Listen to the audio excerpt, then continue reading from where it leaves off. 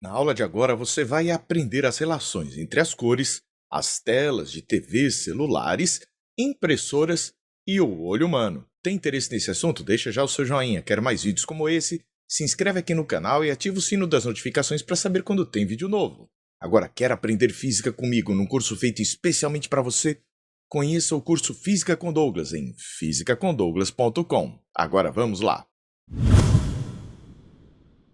O primeiro contato que nós temos com o estudo das cores vem daquela história de que o branco, ao incidir num determinado prisma, sofre a sua decomposição, a sua dispersão nas mais diversas cores que a gente conhece, lá do arco-íris vermelho, alaranjado, amarelo, verde, azul, anil e violeta. Mas cuidado, aqui existem mais do que 7 cores. Entre o verde e o azul, tem aquele verde azulado. Entre o laranja e o amarelo, tem aquele amarelo alaranjado. Então não existem apenas 7 cores no arco-íris. Existe uma infinidade delas. Mas nossos olhos percebem cores que não estão aqui. E a saber, quando todas essas cores chegam aos nossos olhos, simultaneamente de um mesmo ponto, ou seja, elas todas juntas, nos causam a sensação de branco. E o preto, o que seria? O preto seria aquilo que você vê quando apaga a luz, ou seja, quando a luz não chega aos seus olhos. Mas fisicamente, que propriedade da luz caracteriza cada uma das cores do arco-íris?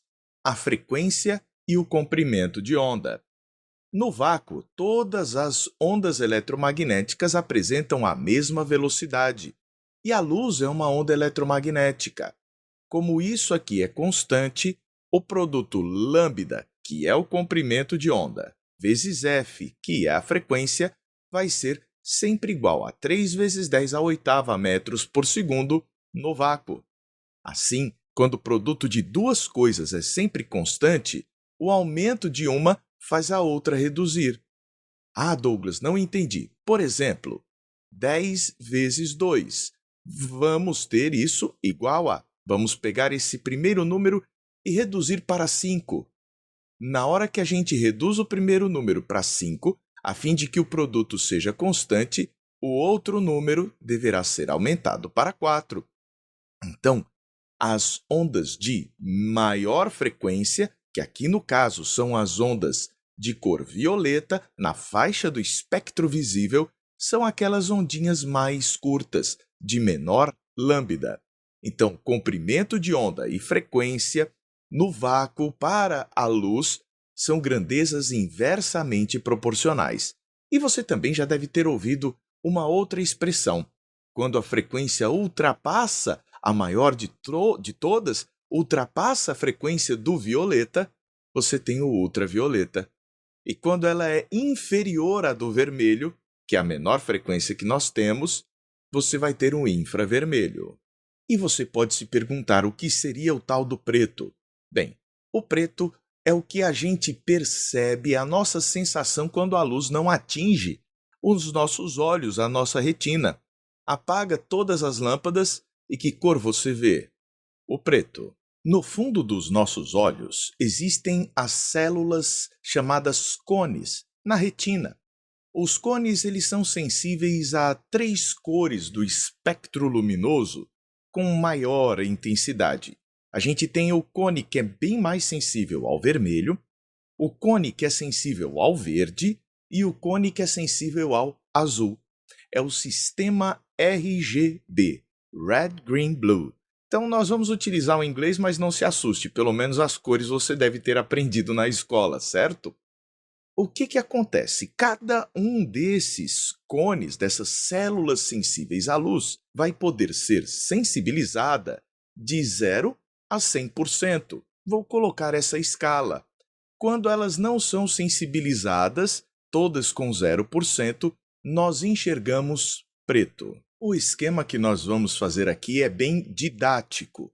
Ele não tem grande precisão. O estudo das cores é bem mais complexo, mas obedece os princípios básicos que a gente vai observar aqui.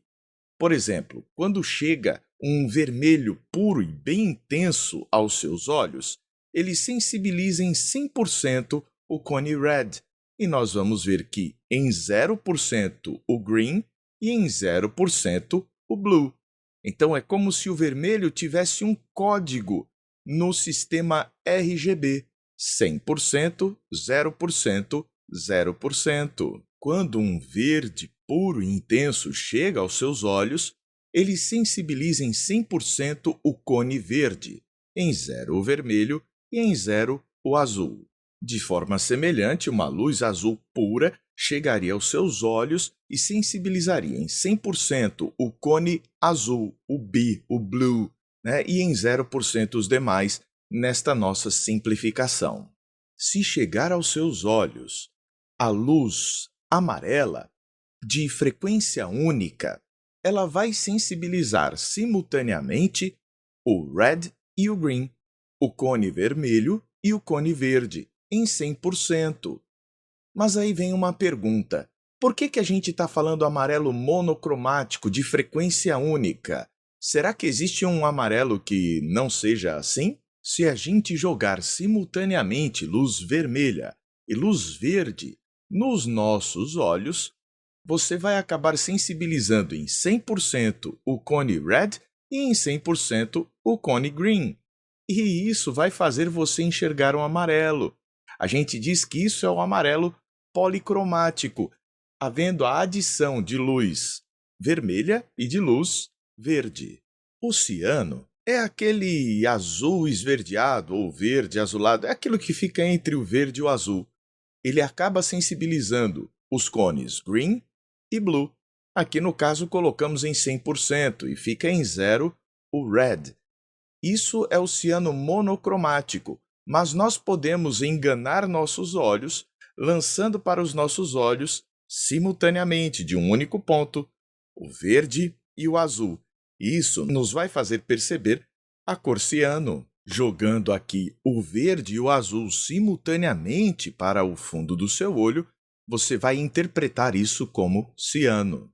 A cor magenta não existe no monocromático, só existe policromático.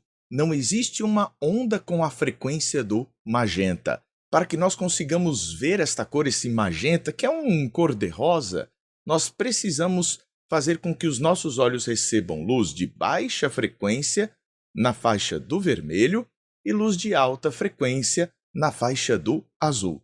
Isso nos vai dar este magenta, mas não existe uma frequência única de vibração que, ao chegar aos seus olhos, te vai fazer enxergar esta cor. E o branco corresponde à chegada de todas as 3 cores chamadas primárias, R, G, B, red, green, blue, simultaneamente. Isso te faz ver o branco, que está em destaque aqui no centro da combinação destas 3 cores. Assim, não existe uma frequência que vá chegar aos seus olhos e te causar a sensação do branco.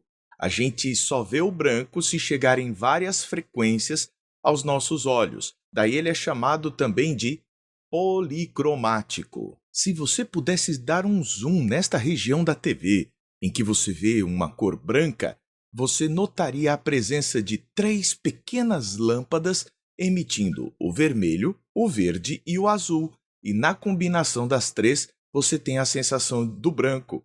Todas as demais cores são produzidas pela TV apenas a partir destas 3 lâmpadas: a lâmpada vermelha, a verde e a azul. Mas nas impressoras, a gente não tem emissão de luz, não é mesmo? No caso da impressora, a gente ilumina o papel para ver o que dá para enxergar. Para que a gente entenda o funcionamento da impressora, a primeira coisa que é necessário observar é o papel branco. O papel branco recebe todas as cores e reflete todas as cores. Nós vamos trabalhar aqui basicamente com aquelas 3, o R, o G e o B. Red, green, blue, vermelho, verde e azul. Ela recebe as 3 que compõem o branco e reflete as 3, dando a cor branca. Então ela recebe o branco e reflete o branco. E é isso que ele vai enxergar. Vamos ao significado da letra C do sistema de cores da impressora. É o ciano. Quando a gente tem a tinta ciano, pigmento ciano no papel, ele absorve o vermelho e reflete o verde e o azul. Como o verde e o azul chegam aos nossos olhos, nós temos a sensação de ver a cor ciano, que é a composição de verde com azul. O Y significa yellow, é a tinta amarela. A tinta amarela é aquela que reflete o vermelho e o verde, ou o amarelo monocromático, né? Quando você joga a luz amarela, reflete aquele amarelo, ou aqui no caso, jogando as três cores primárias RGB, vai refletir o R e o G. O azul será absorvido.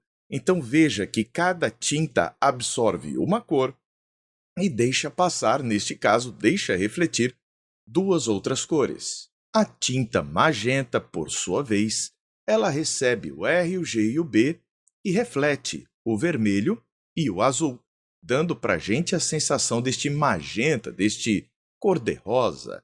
O verde é, portanto, absorvido. E para a gente conseguir as demais cores? Bem, misturando as tintas, só que cada tinta absorve uma cor. Vamos ver essas misturas? Agora veja o que acontece quando a gente mistura as tintas. Se você misturar ciano, que absorve o vermelho, com amarelo, que absorve o azul, você joga as três cores RGB, você vai ter a absorção do vermelho, a absorção do azul e a única que vai refletir é a verde. É assim que a sua impressora produz a cor verde, misturando tinta ciano com tinta amarela. Misturando o ciano, que absorve o vermelho, com o magenta, que absorve o verde, sobra quem para ser refletido? O azul. Então, a mistura do ciano com o magenta dá a cor azul nas tintas da impressora. Misturando o amarelo, que absorve o azul, com o magenta, que absorve o verde, o único que vai ser refletido é o vermelho. Então, a cor vermelha é obtida na impressora por meio da mistura da tinta amarela com a tinta magenta. Quando se misturam todos os pigmentos, todas as tintas, ciano, magenta e amarelo, você acaba tendo o preto, porque o ciano absorve o vermelho, o amarelo absorve o azul, o magenta absorve o verde. E a mistura de tudo dá o black, e o black fica representado pelo K. Mas você já percebeu que a tinta da sua impressora é a parte colorida, que é feita de ciano, amarelo e magenta, e tem o preto que vem separado. Por quê?